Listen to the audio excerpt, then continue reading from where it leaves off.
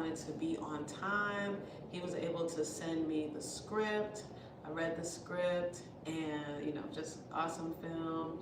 He was able to give me the call sheet, of course, so I knew what time I needed to be there and to meet him. And yeah, it was just a phenomenal experience. It actually was in a neighborhood in Georgia that I haven't been to as of yet. And I love like these little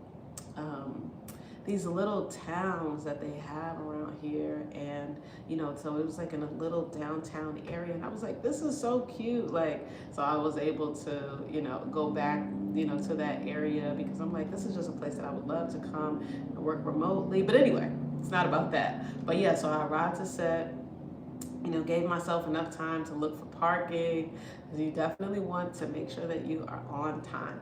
So I wore my production black, and made sure that I found him.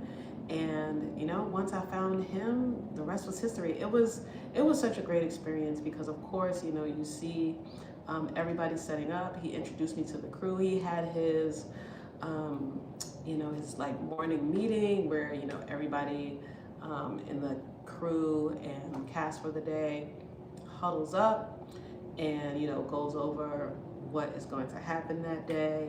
And so he introduced me as shadowing him for the day, and that was great. And everybody was introducing themselves to me. I met the the AD, the first AC, all of the people, boom operators, and his daughter actually was on set as well. So that was nice. So she and I were doing some fill-ins and just really helping all day. So I really didn't try to bother him too much. And of course I would suggest that to anyone when they're working.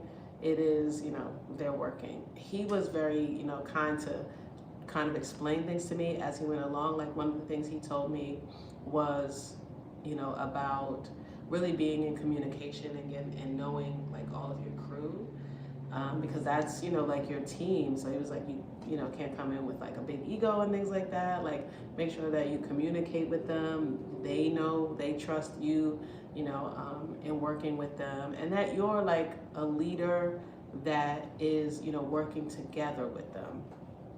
And so I thought that was great.